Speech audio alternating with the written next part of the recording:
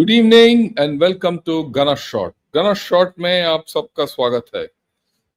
Well, we'll talk about the purge in the PLA and the fact that it is too corrupt to fight or win. This is not what I say. This is what the Chinese are talking of. Like I always say, I make my analysis based on what the Chinese put across. Well, uh, the fourth plenum got over day before yesterday. Yesterday there was some talk, but not much analysis. That's what actually surprises me. There's not much analysis about this entire story. We don't know where this is, you know, heading and all that, or is it flat? But no, I think there's something amiss. There's definitely something amiss because the kind of purges which have been done now in PLA are unprecedented. It's not coming out, but it will come out either by incident or by normal analysis. Some chap will write something, someone will say something, and you get to know. In China nothing happens in a hurry. They'll not tell you, right? Even this 9 generals who've been sacked were actually sacked long back. They were taken off. It's made official now. So what does this portend to everyone? So when I was going into this, the thing which came to my mind was that, look, there are too many moving parts in the PLA. It's not a healthy system, right? And well, good, bad, or ugly, we have to confront this unhealthy system, right? We have to see them across the LAC. If there's a skirmish or a fight, we'll have to fight them. So it's important that we understand the PLA. Again, a caution, word of caution. Don't compare Indian Army with the PLA. They're poles apart. Okay, and don't compare. Yeah, I do understand that the PLA is better equipped than the Indian Army. The PLA is probably more modern than the Indian Army, and the PLA is probably bigger than the Indian Army. But the sum doesn't add up. That is where the PLA has a handicap. And these are the things which we need to analyze to say, okay, how do you handle PLA when the time comes? It was in December 23. No, yeah, December 23. Now we're going back almost 2 years. I wrote this article. You can have a look at it, right? It's written by General P.R. Shankar. Yeah, it's here. Lieutenant General P.R. Shankar retired. When? December 23. At that time, I had said China's PLA plagued by 6 new incapabilities. That could be the cause for its eventual downfall. And a lot of people pick this up. And today also you put 6 incapabilities, this article will pop up. 1 minute, let me write. So this is something which, and a lot of people have come back to me on this. A lot of people from many walks of life and abroad. In fact, a team from Japan came, and I did a video on this very thing in Japan. Well, that's a different story. Today, this talk is different. But I picked this up. So I'm going to go back into this and explain a few issues related to that. Look, the fact that something was really amiss, we knew when that parade took place. Even then, I asked, even self and Rajiv Narayanan, we discussed this. Why were China's generals absent during the victory parade? I mean, I don't know why they were absent, but they were absent. And it was commanded by a non-entity and colonels and all that. And earlier, their parades were all commanded by big people. Their best generals. For each contingent, each army commander came in. But this time they were all kept out. There's no reason for this. And one knew that there was something amiss. largely, that there was a struggle going on. Now, of course, the past 2 days, things have come out. This chap, Zhang Shengmin, he's been made the vice chair. We know that. But very interesting is that under this headline, Zhang Feng Zhong, a senior general with the PLA's rocket force, has been placed under a corruption probe. He's not been sacked, but he's under a probe. Very interesting. PLA rocket force. More. And I understand that at this point of time, as per their reports, this is the report, in this report, to win wars, PLA must fight corruption. China's military mouthpiece declares. This is their own admission that if they have to win wars, they cannot be corrupt. And they've been saying this for the past 10 years. And this comes out in the PLA daily. If the PLA daily tells that, the PLA is corrupt, and if it, they have to eradicate corruption to win wars, who am I to say no? This is not my thinking. This is a statement by the PLA daily. They spoke of raging storms and growing uncertainties. They've reported it. The PLA daily, which is the mouthpiece of the PLA. So some excerpts have taken out. The PLA daily noted that the political challenges facing China's military were complex and intricate, and that there are still numerous factors undermining the party's absolute leadership over the military and eroding the political character of the PLA. Wow! The complex and intricate things. The absolute leadership over the military doesn't exist even today. This is a hell of a thing for it to come out in PLA daily after 10 years of Xi Jinping's rule. 10, it's 11 years. Or more than that. 18 party Congress, 19 party Congress, the time 18 to 19, 19 to 20, to 5 years, 10 years, now 22 to now 25, 3 years, 13 years. After 13 years, you say that, look, I don't have absolute control over the PLA. The army holds the gun for the party. And it must not be a hiding place for corrupt elements. There's a very clear, specific that this party, this damn PLA is only for the party. It's not for the nation. And it's holding the gun for the party. And that whole bloody gun is shaky today. And then he says, we must fully recognize the fight against corruption is deeply related to the party's absolute leadership over the military. Again, it gets repeated. It is a major political struggle that we cannot afford to lose and must not lose. Who is this? We must not lose. It's Xi Jinping. So there is an issue. And that issue I'll highlight. Thorough investigation of corrupt figures such as he and Miao had effectively eliminated major political risks and consolidated the purity and glory of the PLA. So the guy who was selected, handpicked, Miao Hua and He Weidong were handpicked guys of Xi Jinping. They get eliminated and they say, look, they're the major political risks. There's something fundamentally wrong with this whole story.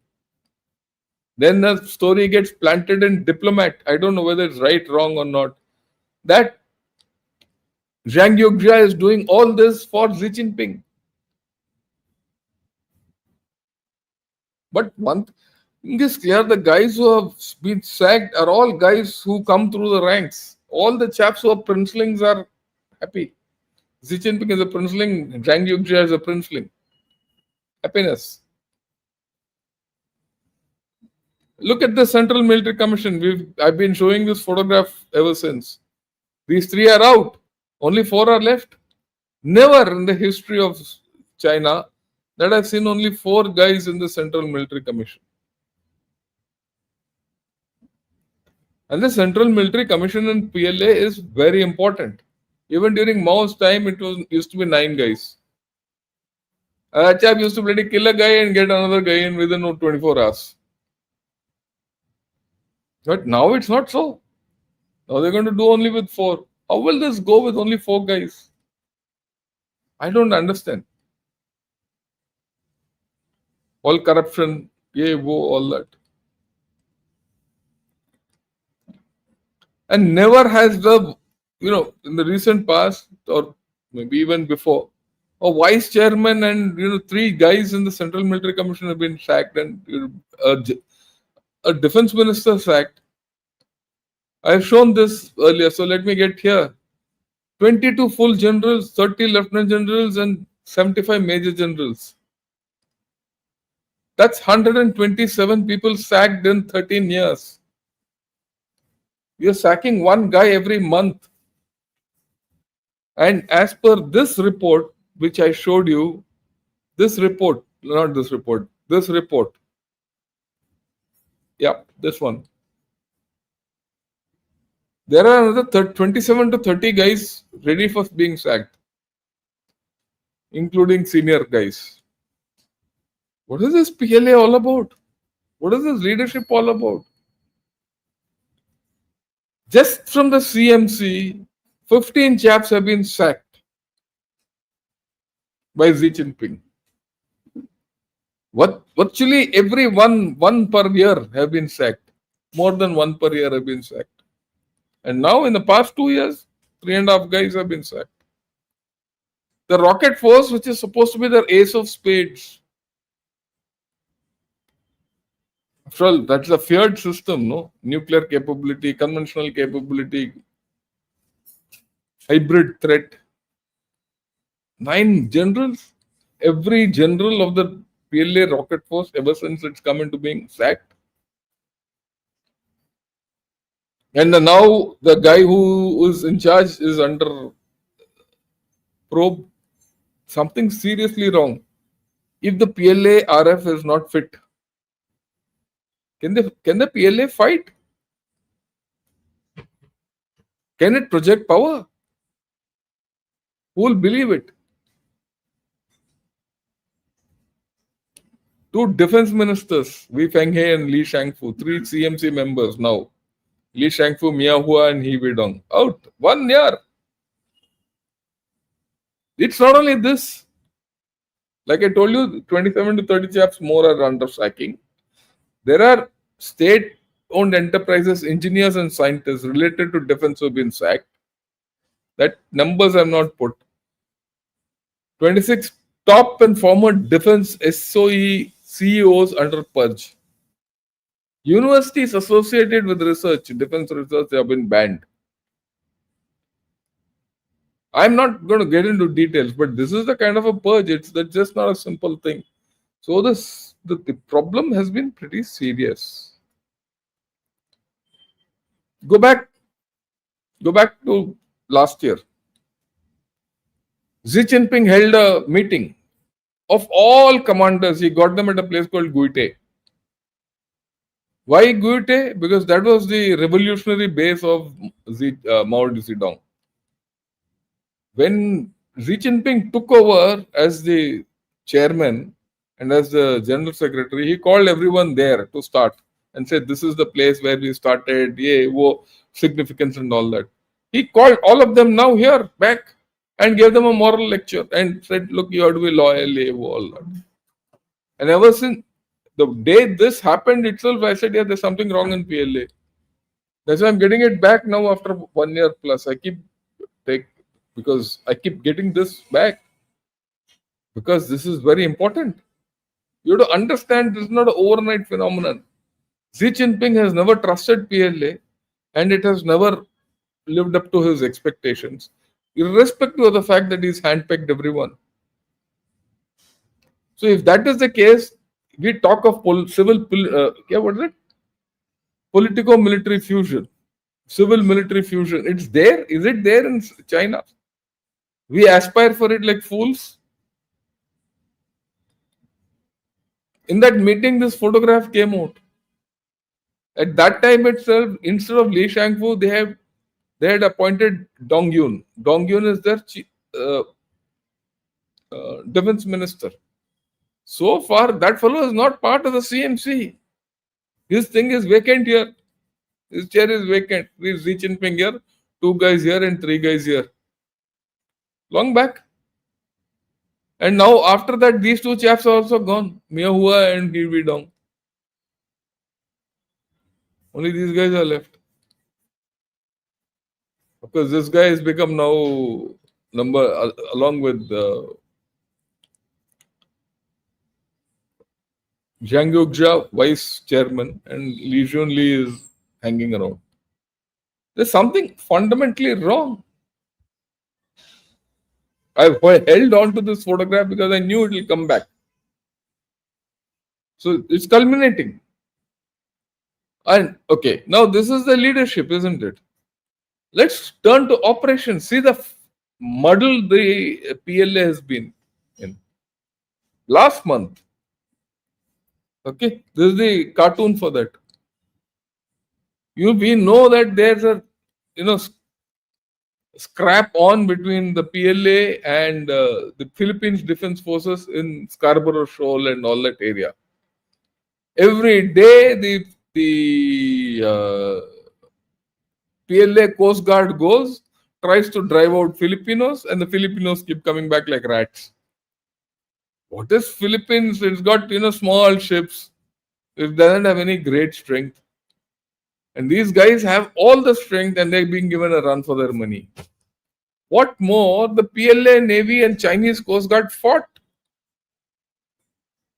They crashed into each other. This is the cartoon I've shown. This is the actual thing. Have a look at it. This is shot from the Philippines boat, which was being chased by that Coast Guard behind, Chinese Coast Guard. So look at that fellow coming with a water cannon to get at him. What's not in the picture is a PLA boat, a bigger boat. This happened last month. Just watch what the fun is. He's closing on with his superior speed. And suddenly, out of the blue, you see what will happen.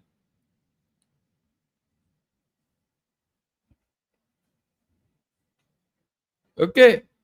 So this guy, Filipino chap, is absolutely nicely videographing everything what's going on. 2-3 chaps are videographing. They want to prove to the world कि यार इसने जाके हमें टक्कर लगाया. ये टक्कर लगाने के लिए आ रहा है. देखो, ये these chaps are maneuvering. See, in comes another boat, PLA boat. ये है operation इनका. Both of them must have planned to hit this Filipino and catch him in between and ram them. And that fellow ended up ramming his own boat. And look at just now, see here, that other boat will come up. Now this fellow is getting after this guy. This fellow is running away. ये देखो इसका boat इसका सामने टूट गया ये. Look at this. Okay. Now you will see the front part of this chap's boat is broken. They only fit for that. Look at this. Look at this. Look at this. Look at this. Look at this. Dekha? The Filipinos smart. They caught hold of this guy with a broken ready boat. This is PLA. Operationally incapable. Okay. This is that boat which got damaged by their own boat. This is not the only thing. The problems in PLA. On 4th August, 22, when Nancy Pelosi landed up in Taiwan, after she left, they did firings. They did live firing around Taiwan, and some went and fell in Japanese territory. And Japan had them diplomatically. It was supposed to be falling here, one fell and went into Japanese waters. Okay. And then what happened? The inaccuracy of these missiles came into focus. That is when in October 22, see this, 4th August 22, this happened. Okay. October 22 is the what's that 20 party Congress. And October 22, Xi says, yeah, these chaps are incapable of even firing normal missiles. So he gets Zhang Yuxia from retirement because Zhang Yuxia is his friend. And see what the friend has achieved. The friend, I don't know whether that friend is for Xi Jinping or otherwise, but the whole lot of chaps have been sacked after that. It doesn't end there. Last year in March, they fired a BF-17. If you see in this, it came here. It says, according to Xinhua news agency, during a main, China, made in China, sorry, a made in China BF-17 missile test in China's Eastern Theater Command. The missile lost control due to GPS disconnection and crashed into a residential building in Anjiao, capital Beijing. The number of death toll is still being counted. Today, if you go into the Twitter, this is scrubbed. On that day, it was there. 50 people died in that apartment block. It was fired in the Eastern Theater Command. It was fired in the Bohai Sea, and it was supposed to go somewhere else, and it went to Beijing, outskirts of Beijing. And this is their great, GPS, Bidu, or was it aimed at Xi Jinping? Was it deliberately fired inland? Okay. So you have to see the quality of these buffoons. And then last year, this submarine sank, nuclear submarine, in the port in which it was being constructed.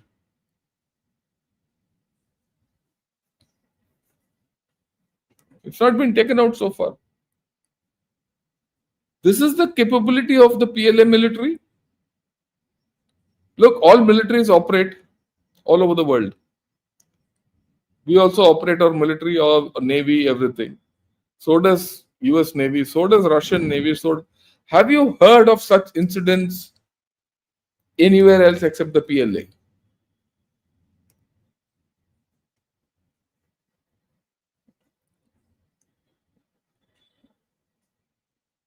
This is a analysis, RAND analysis. And the RAND analysis, let me see, I think I made a bit of a mistake. I'll correct it and I'll show it to you. You'll have to give me a minute because I'll have to show you that thing in a different manner. Okay. I'll have to show you that heading so that you understand that thing and where I'm taking you. That was important. Yeah.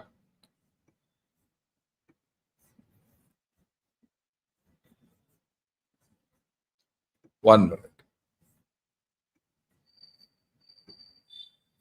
Yeah.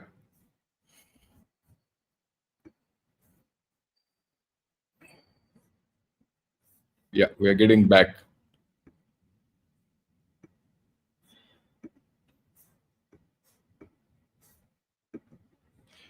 Yeah. Look at this. Look at this thing. This is a RAND analysis. A very important analysis. And I did I presented to all of you sometime early this year. It says the Chinese military's doubtful combat readiness.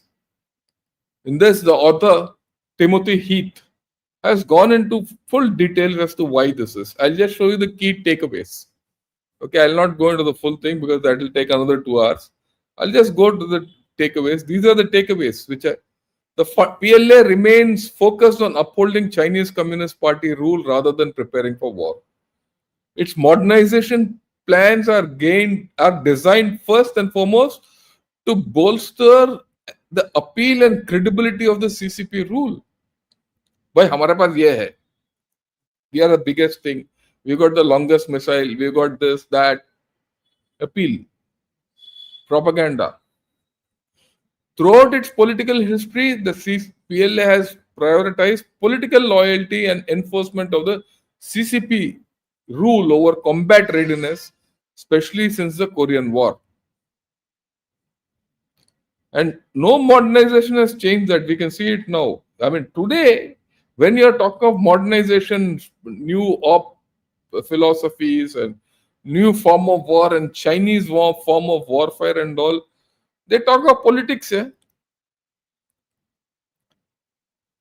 Now, the next takeaway, which in this whole story is very important, and we need to keep it in mind. As China declines, or as Chinese decline accelerates, the PLA's mission of upholding CCP rule will likely gain added urgency, and its ability to carry out combat readiness missions will recede. He wrote this in the beginning of the year. Very prescient. You see it today. Their economy is tanking. They're having problems. They're having political problems. So the CCP is now more focused on the PLA, and the PLA is more focused on politics. Combat readiness be damned. And you've seen the combat readiness and their operational capability. Your PLA ship ramming your own Coast Guard ship. You can't catch a simple Filipino ship. Your missiles firing all around the countryside. I can show you more. So he says the large scale China US war is improbable at this point. The same applies for India.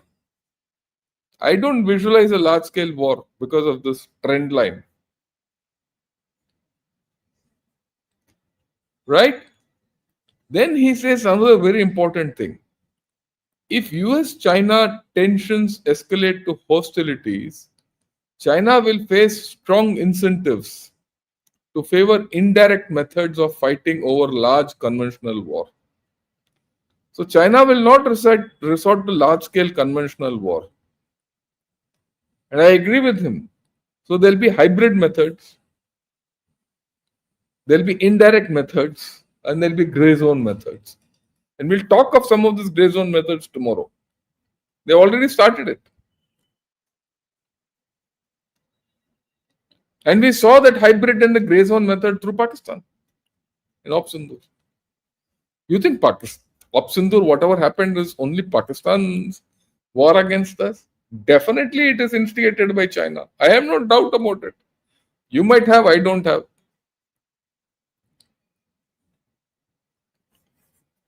Right? So, I mean, this of course is meant for the US, but equally these tenets are applicable to us. US defense planning should consider a threat framework that elevates a broader array of threats alongside the remote possibility of conventional war with China. So the remote possibility is conventional war.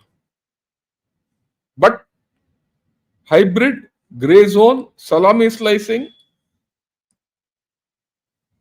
is on. Legal warfare is on. Information warfare on. It's happening. And we'll talk of this tomorrow. The cartographic aggression is on.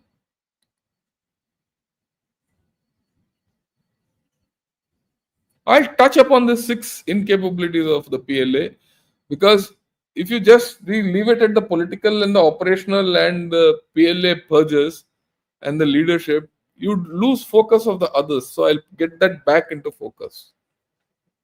They've always had a CCP has always had a guiding theory for their military. These are the thoughts of all their leaders, from Mao to Deng Xiaoping to Jiang Zemin to Hu Jintao and now Xi. It is political thinking and it's not professional. And there's always been a constant tussle between the party and the military. Right from Mao's time. It continued during Deng Xiaoping's time. And it continued during Hu Jintao's time. Only Xi has had this capability of controlling all three together. Deng Xiaoping was only the chairman of the CMC. He controlled China only through that rod. So the PLA has been instrumental in controlling the party and the leadership. And if that is going through so many purges, vice chairmen are being sacked, we don't know what the alignment is, and we know that Xi Jinping has had bad health, then this whole story is unstable. And we know that there's no succession to Xi Jinping. There's a problem.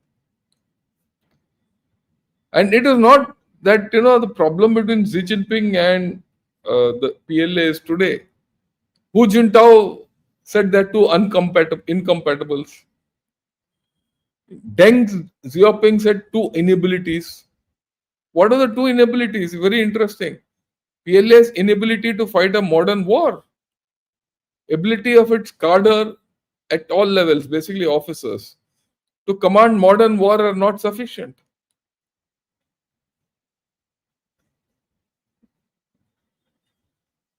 There are two big gaps. Three whether they'll fight, whether they can maintain the party's absolute leadership. That whether has come true today.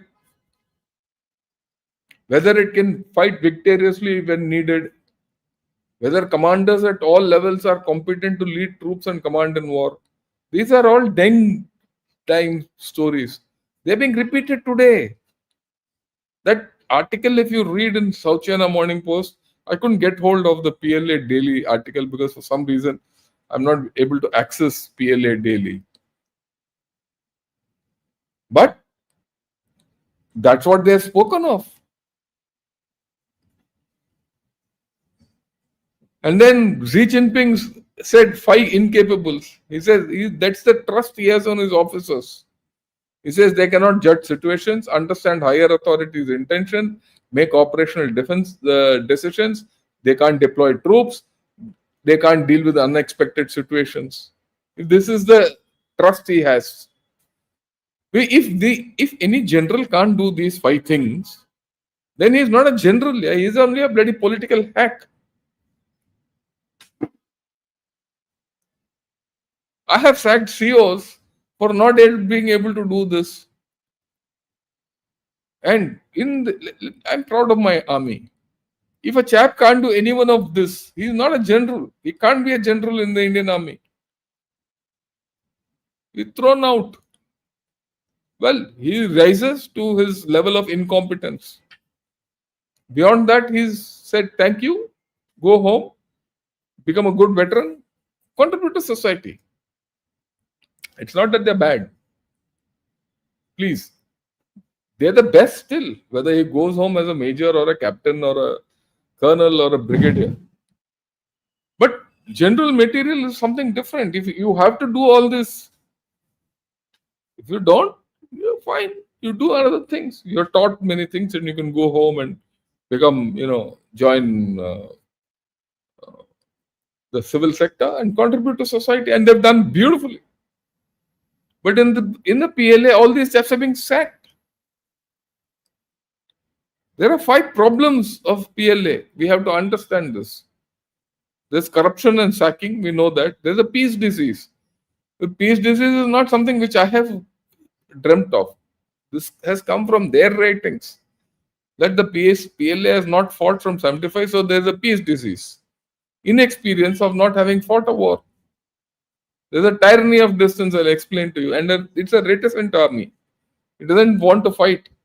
Even now, well, everyone thought they have a base in Djibouti. They had warships there. They should have made some statement during the Iran-Israel war. Why did they just keep quiet? They don't have a military footprint anywhere except the South China Sea. The ships are there and they're not prepared to fight. That means somewhere their inexperience, corruption, was playing up that Xi Jinping and China couldn't take a stand during the Iran-Israel war. Trump Trump was happily dropping those bombs into Iran. And Iran was supposed to be their friend. They take oil from Iran. Now Iran, they've left. Let Iran must be feeling let down. If your army is not prepared to go and fight or make a stand internationally, then you're not a superpower. We went, sorted out the Somalis. Where were the Chinese? We went during the tsunami and sorted out a lot of help. Everyone. Where were the Chinese? They were sitting inside Shanghai. They got long logistics. You think they can? This is the tyranny of distance. Your logistics are here. His logistics are here, not here. If he has to sustain anything here, here. And the same line I can draw this side. It's an army which is reluctant to fight. This is the history. You see in the performance in the UN peacekeeping in Africa. 2016-17.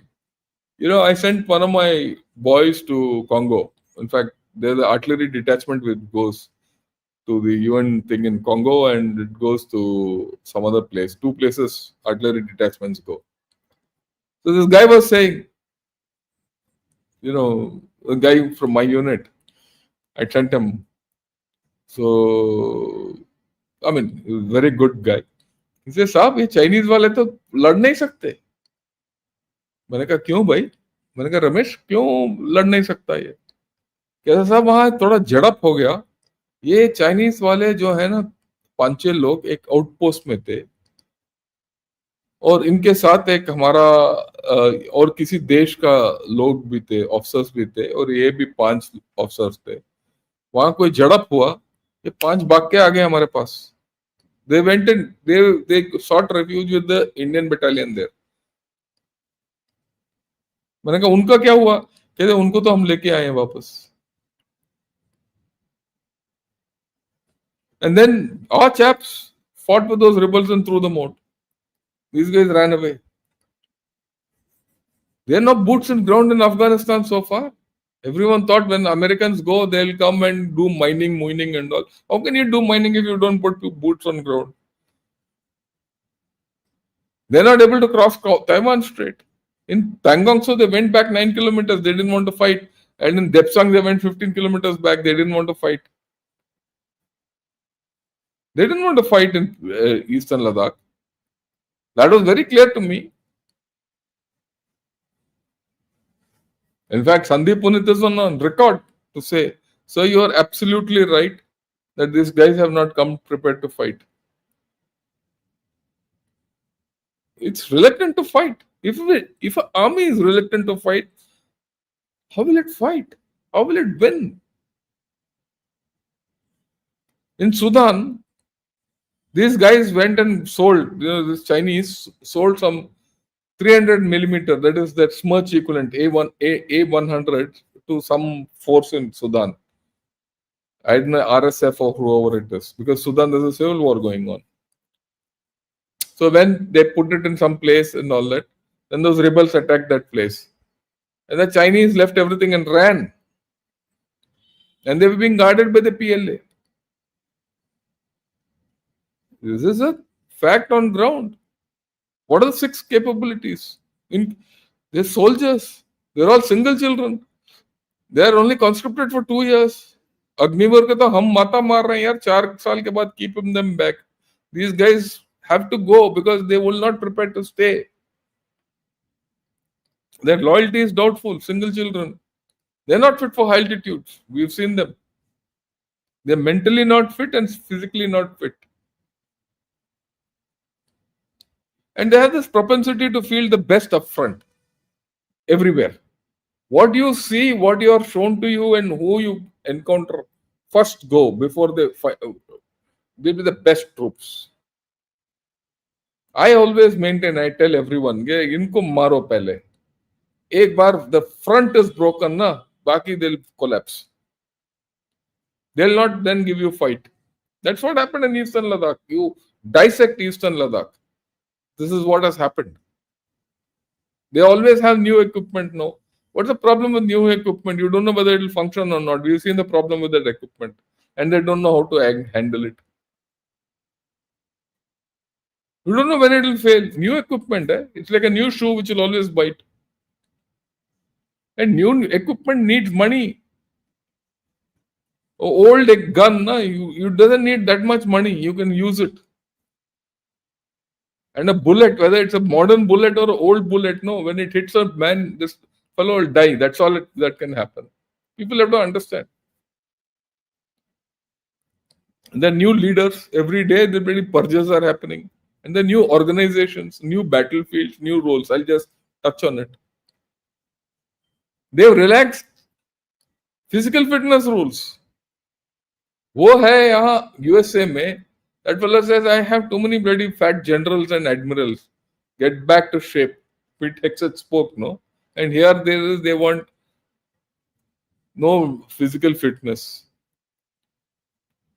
Okay.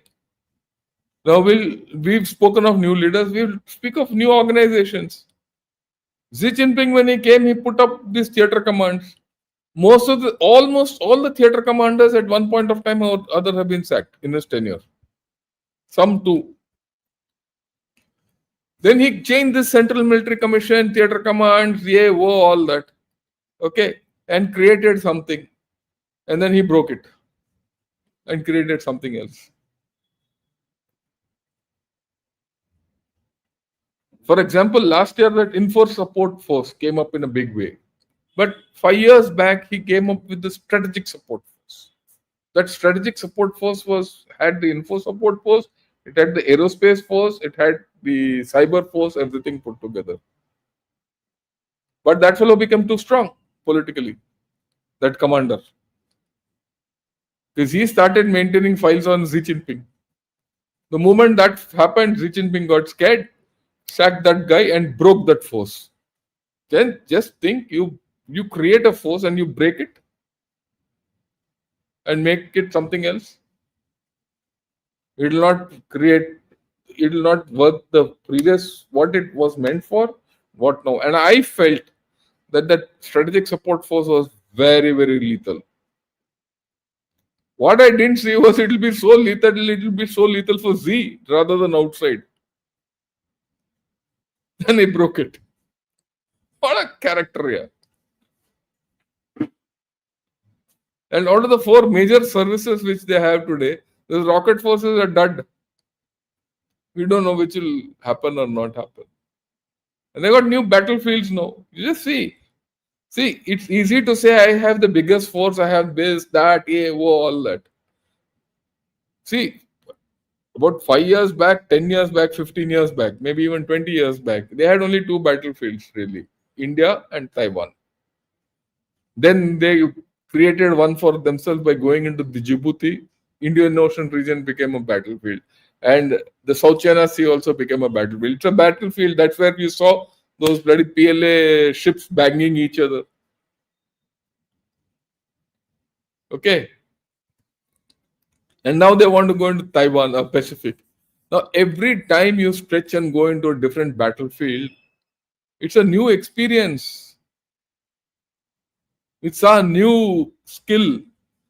अरे यार तेरे पुराना battlefield तेरे समझ में नहीं आ रहा, नया बैटलफील्ड में जाके क्या करेगा? And we also in India we think ये सब कुछ कर लेगा, हनुमान के पुत्र है ये.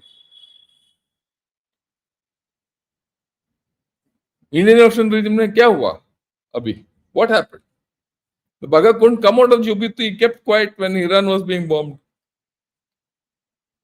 He kept saying, "Oh, this is not correct."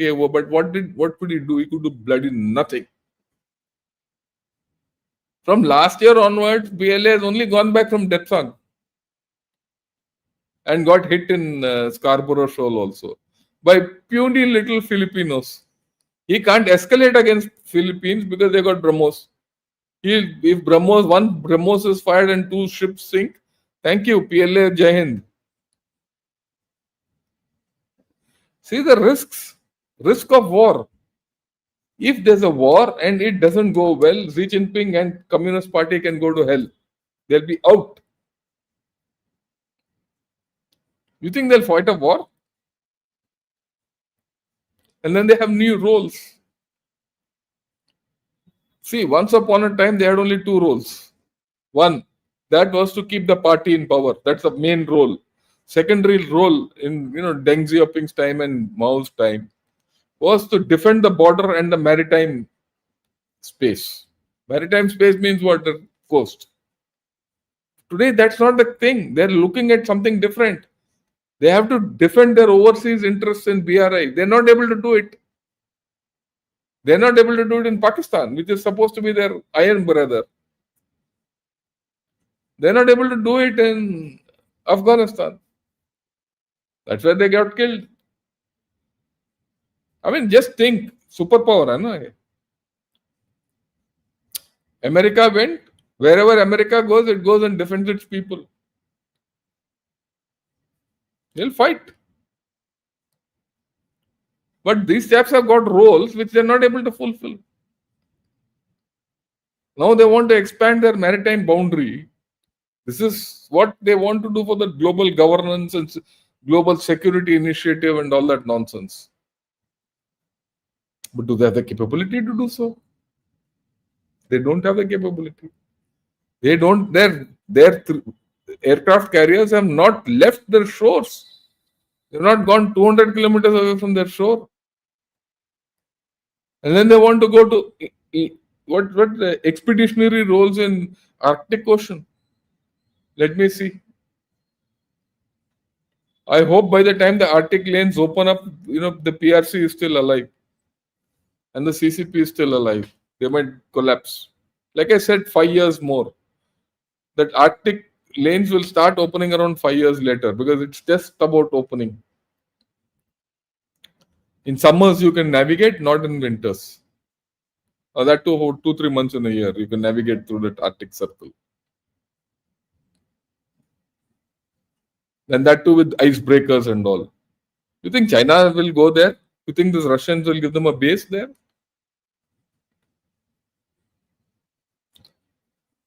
Not after this fourth plenum.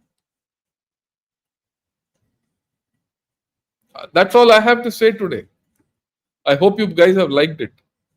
If you liked it, do press the like button and do subscribe to Gunner Shot. Press all notifications, that bell button and everything. And this fourth plenum analysis is not done. I have spoken, I know, in P Gurus, I've spoken yesterday in Hindi in Jaipur dialogues, but today I'm speaking on this. But I'm not done with it. Tomorrow or day after, I'm going to talk of China versus China. Who's China's worst enemy? China. And that is what we have to understand. We have to understand that this is a China which is with a weak PLA, a weak economy. We have to ensure that China versus China succeeds.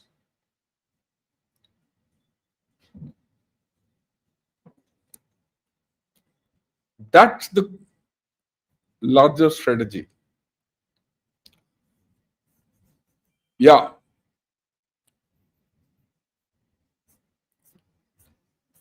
So let me take a few questions. Yeah, thanks a lot, Sachin, BK.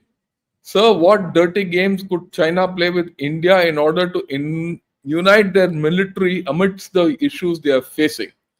Also, CCP would be hurting with the recent rankings which put IAF. Yeah, they would be hurt. But it's a fact. Whoever has done that has taken all these things into consideration.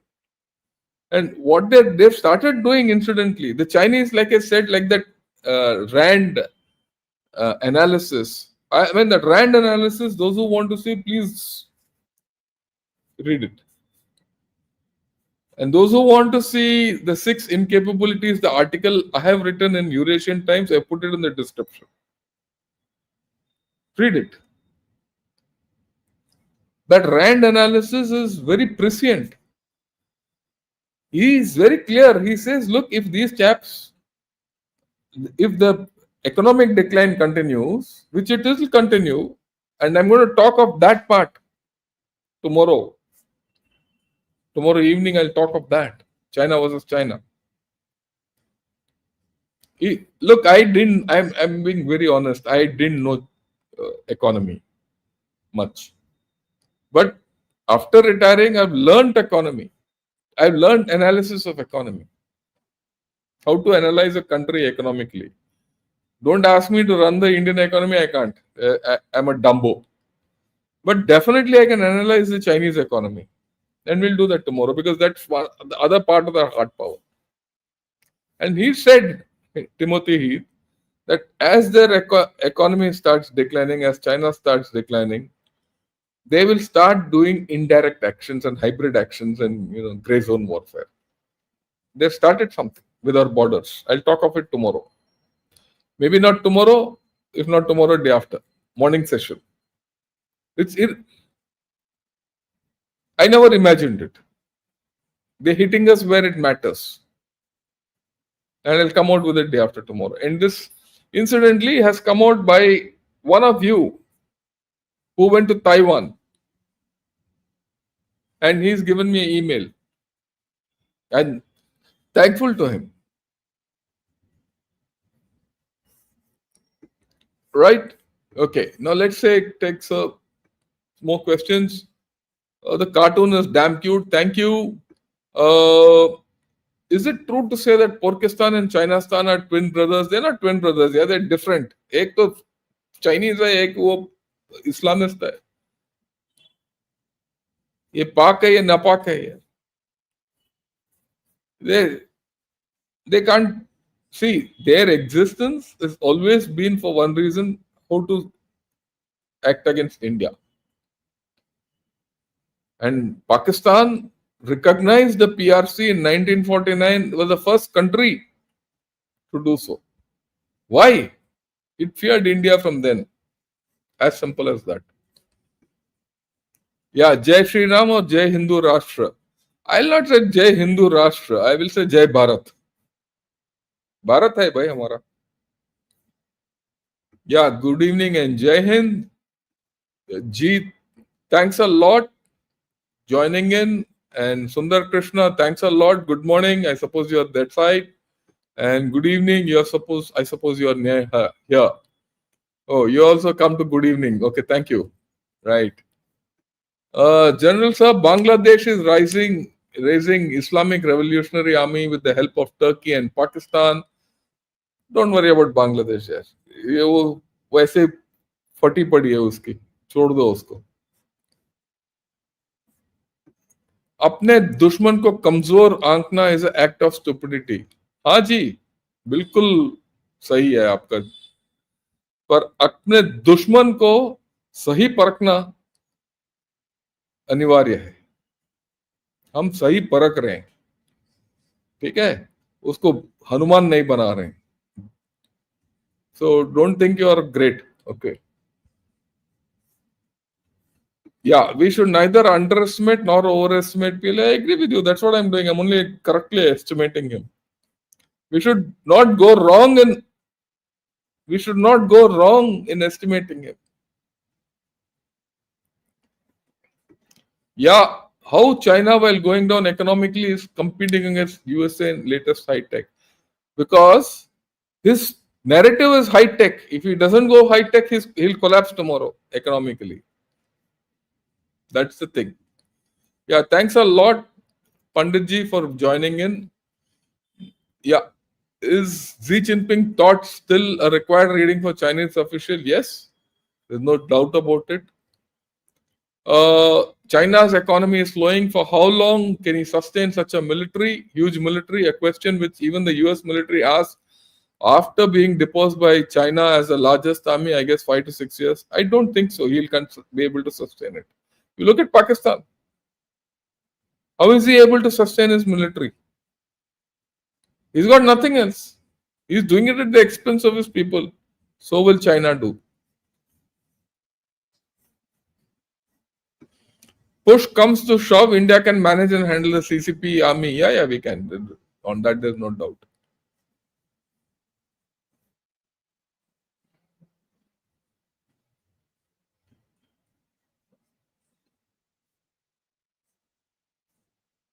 Your thing on upcoming tri-services exercise, Satyanarayan tomorrow morning. We'll talk of this tomorrow morning. Pakistan is already shitting bricks. We'll talk of it tomorrow morning.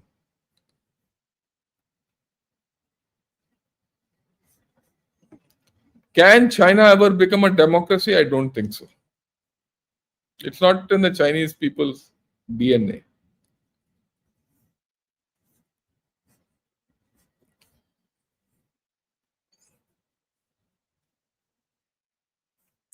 Amitesh, you should stop thinking like an idiot. You're not an idiot, but you behave like an idiot.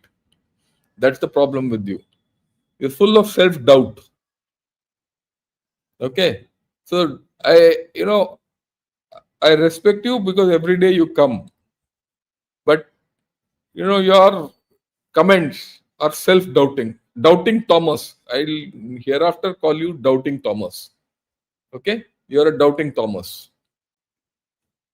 Yeah, civil fusion, military fusion is there in China. Everything has dual purpose, even fishing and cargo. Yeah, they have civil military fusion everywhere except for to fight. They don't fight here.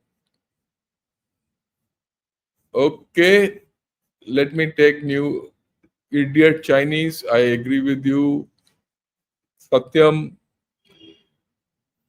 Can we say that propaganda regarding annexation of Taiwan with boots on ground is distant dream? It will never happen.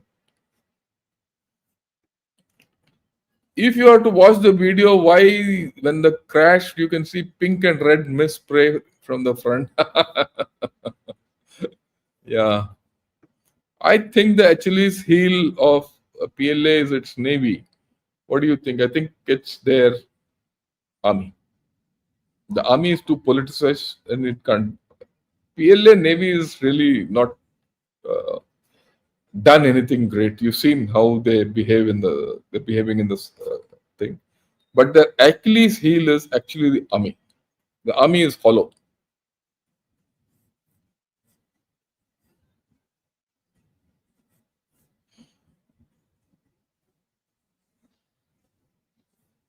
Yeah, you're right. If you watch the video, you can see the red mist from the water splash out from the front when the red Coast Guard collides with the PLA Navy. They lost. They would. Such a Navy where a front end of a ship has been taken off. You mean to say they wouldn't have lost? They would have lost. They've never said this. They've never even acknowledged the fact that they've lost. I'm sure half these generals have been of this, Navy Shavy and all have been sacked only because of this.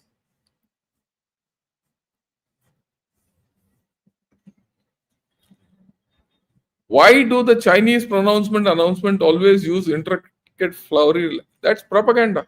As simple as that.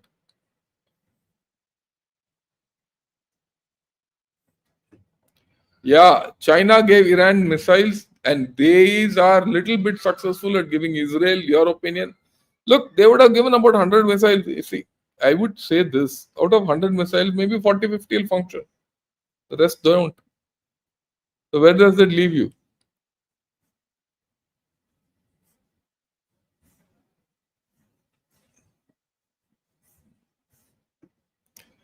News coming that China is building a defense complex 110 kilometers from Pangong. So well, that's their defense posture which they're improving. That you must expect. Okay, that you must expect. Don't expect them to. They're not that big fools.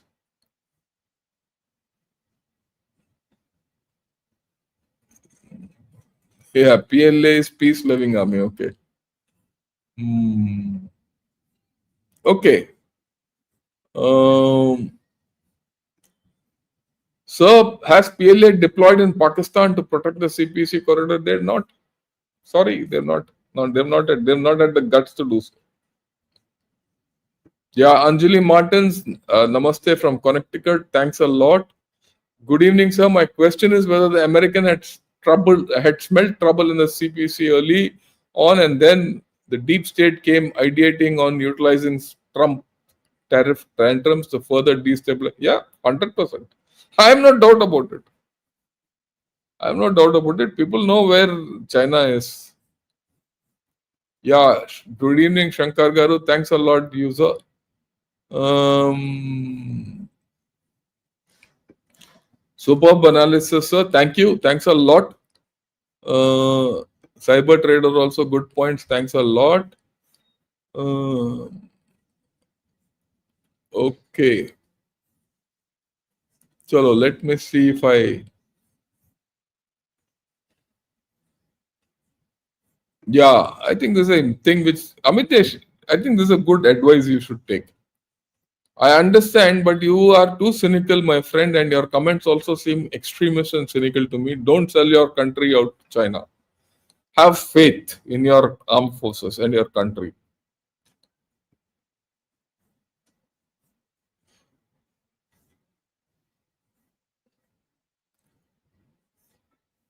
Okay.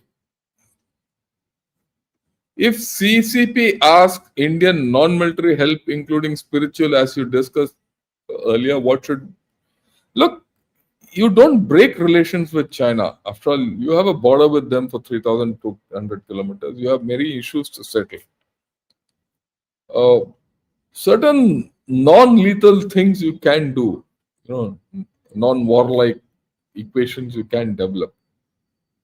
The spiritual part, I don't think they will ever ask us, but they'll get affected by it.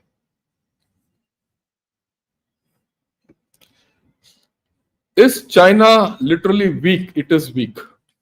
Today, China is weak. Maybe not 10 years back, I wouldn't have said so. Even 5 years back, I wouldn't have hazarded a guess. But now, uh, having watched China recently for the past 10-year period, but I've been studying China for a long time. That's a different story. Uh, Ever since their raise and the way they are collapsing, they are not strong. They're very weak.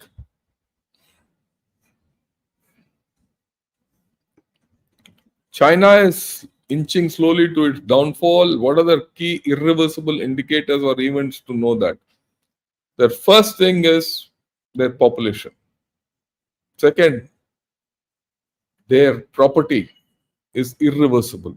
If that doesn't take place, if the property sector doesn't revive, and that revival is at least 15 years away, if that doesn't revive, their economy won't revive, right? And the way they are overproducing and the way they are going about their economy, it is only going down. I keep saying this. The Chinese state is rich, the people are getting poorer. When the people become poorer and poorer and poorer, one day there'll be a revolution. And that is why revolution happened in China. If you go into the imperial period of China, why did the imperial things happen? Why did Mao come up with a revolution? Mao came up with a revolution because the imperial China was rich, the people were poor. Slowly, the communist China is heading there.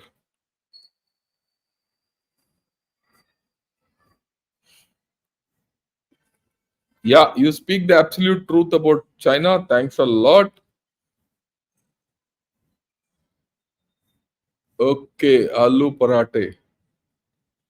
Sir, USA is going to debase. Yeah, we'll talk of this some other day. Yeah, we'll talk of this dollar business some other day. I'll get someone who's useful. We'll talk. Thanks, sir, for a wonderful session. Thank you.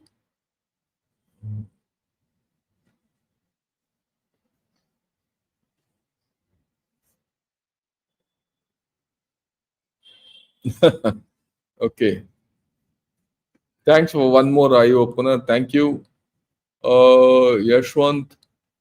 Ongoing geopolitics between West USA and China is being called a cold war, trade war, and resources rather that. How are we making ourselves safe on this front? We'll talk of it. I'll I'll talk of this separately because the way I look at it, we have an opportunity when they are fighting. I'll talk of this within the week.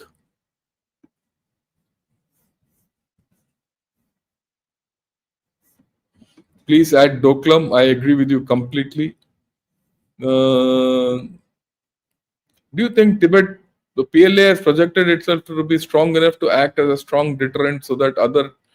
No, it isn't. It is strong on the eastern front. That's about all. Tibetan monk, thank you. Where do the Chinese economy get fund to support its economic adventures? Look, it's a big economy. That much they'll always get. How many Indians know about China in detail? Look, less than required. That's all I can say. There are very few people who I can say that you know China. One is, of course, my friend Rajiv Narayanan. He knows a lot about China. Mr. Jaydev Ranade, he knows. Another is General Narsimhan. He knows a lot. And that lady whom I keep calling Sriparna Patak, she's very good. There's another lady called Namrata Hasija. Oh, she's superb. Very few. You can count them on your fingers.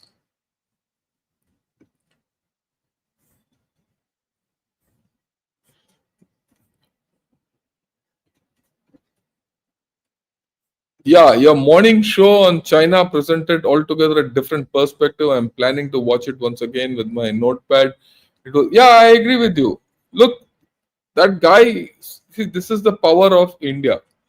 I must tell you, that chap Fang King was the Fang Ning, is one of the highest guys in their economy and everything in China. And that fellow gets influenced by Indian spirituality. Something to think of. Not tomorrow, no. Tomorrow I'll talk of Pakistan. Day after tomorrow I'll talk of how the Chinese are trying to emulate the way we have operated our drug industry. Do you know that? They say there's a lot to learn from Indian drug industry. They're struggling. And I'll talk of that day after tomorrow.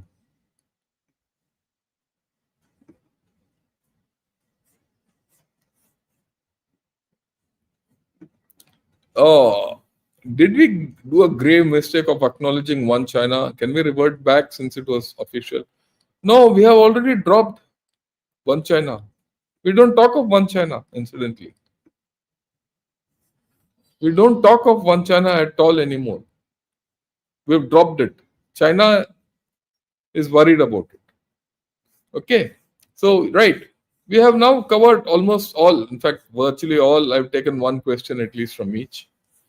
So, thanks a lot for attending. Join in tomorrow. I'm going to talk of Pakistan because India has given a NOTAM.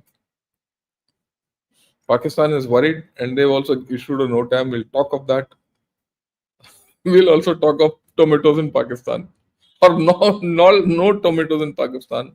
We'll talk of Afghanistan, India, all that, but we'll focus on Pakistan tomorrow because Pakistan is getting into a big muddle, and we'll talk of it till tomorrow. Right? So join me tomorrow morning at 9 o'clock on Pakistan. Right? I've not got the cartoon for it, but I'm sure I'll get it by tomorrow. Till then, have a great day. Thank you for joining.